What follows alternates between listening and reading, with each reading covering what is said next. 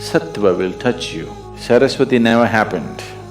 That means you are in the cycle, you're in the trap of life and death. If you are aware enough, little supports that nature offers is good to make use of.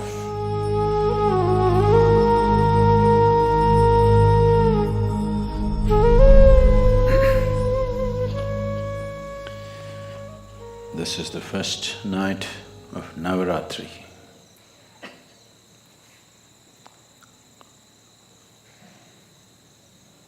And this night, and this day, the coming day after this,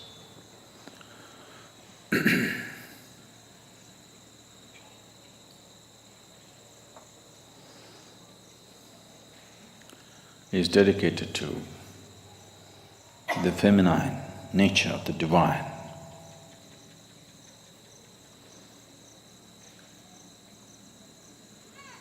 Durga, Laxmi and Saraswathi are used as the symbols of these three dimensions of the feminine. They also represent the three basic qualities of existence: tamas, rajas and sattva. Tamas literally means inertia. Rajas means activity, passion. Sattva, in a way, is breaking of boundaries, dissolution, melting and merging. Among the three celestial objects to which the very making of our bodies are very deeply connected, the earth, the sun and the moon.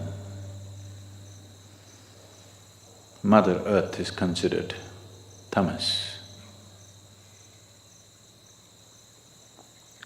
The sun is rajas, moon is sattva.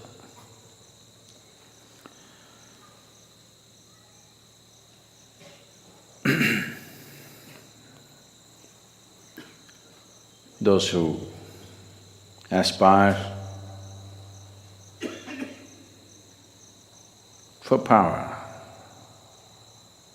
for immortality,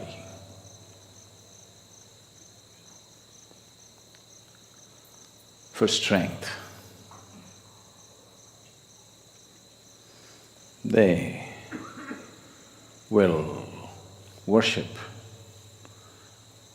those forms of feminine which are referred to as tamas, like the Kali or the Mother Earth. Those who aspire for wealth, for passion, for life, and various other gifts that the material world has to offer. They naturally aspire towards that form of the feminine, which is referred to as the Laxmi or the sun.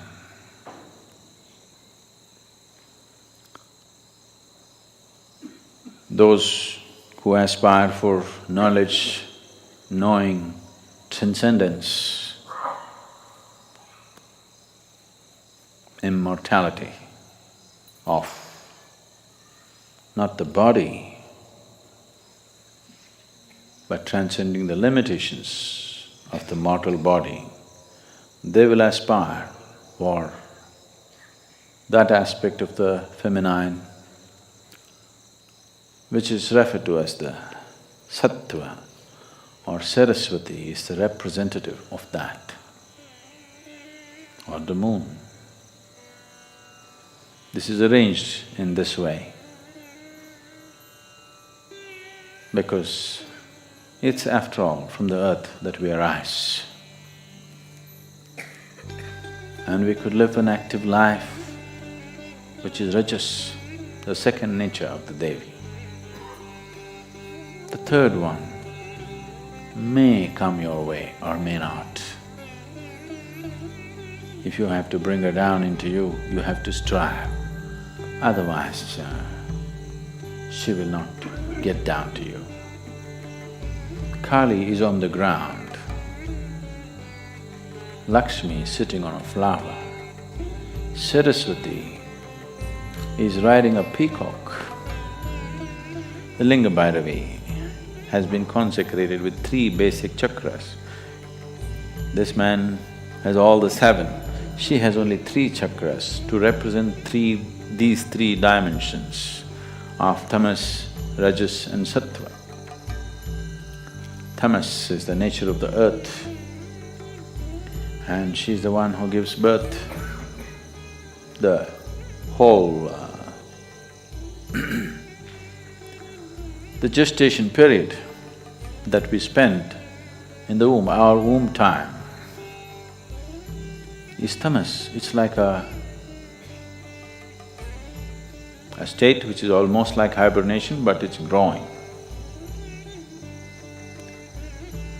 So tamas is the nature of the earth, of your birth. The moment you come out, then you start activity, rajas begins. If you are aware enough or fortunate enough, sattva will touch you. Otherwise, the color of rajas, it's good as long as the going is good. When the going gets bad, rajas is going to be super bad.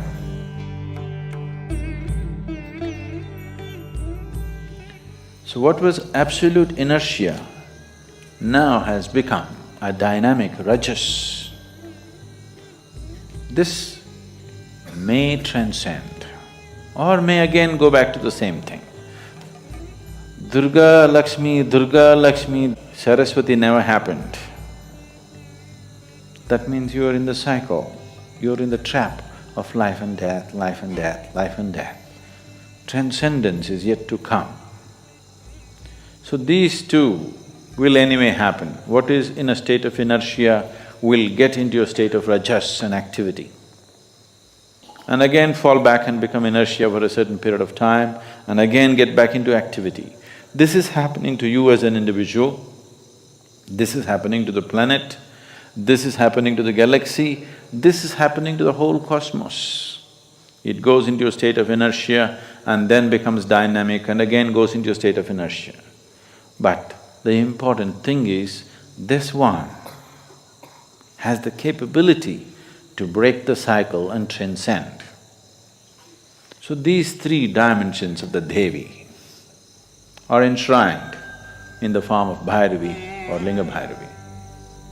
You must be able to draw these 3 dimensions of existence and sustenance for yourself, because you need all these 3.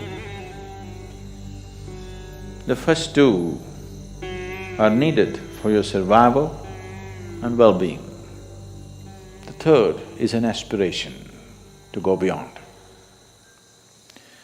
So Navarathri starts off with this not only fabulous symbolism, it is also energy-wise true every month.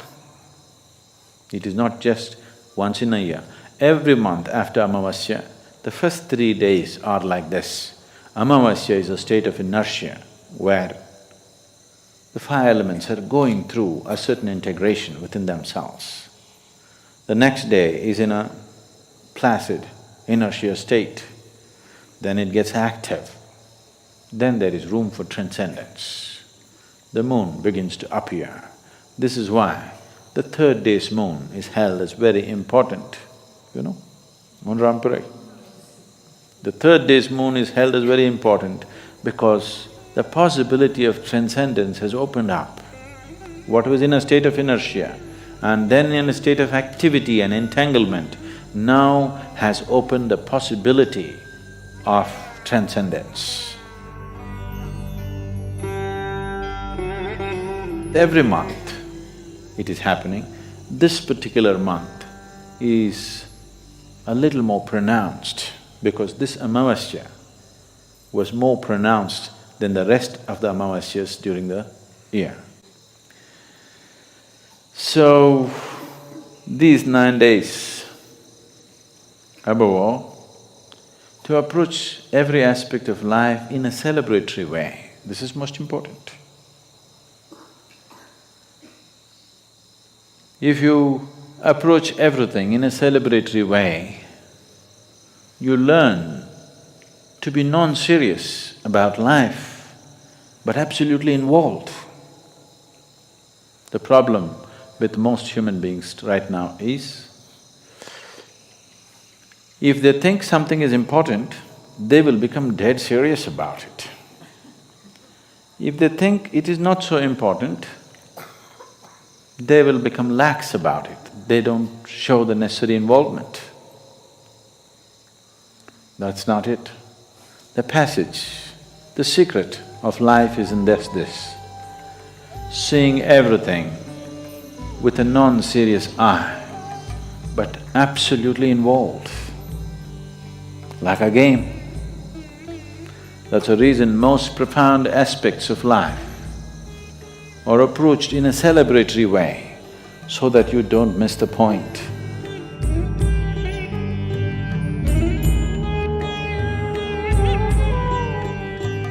So, this Navarathri,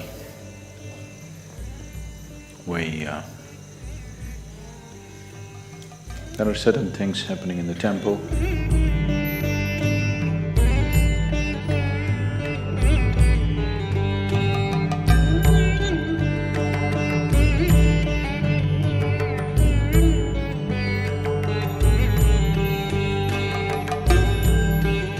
Making use of little supports that nature offers is good to make use of. Going on your own steam is not impossible. Not many people made it, that's all. So, make use of these 9 days.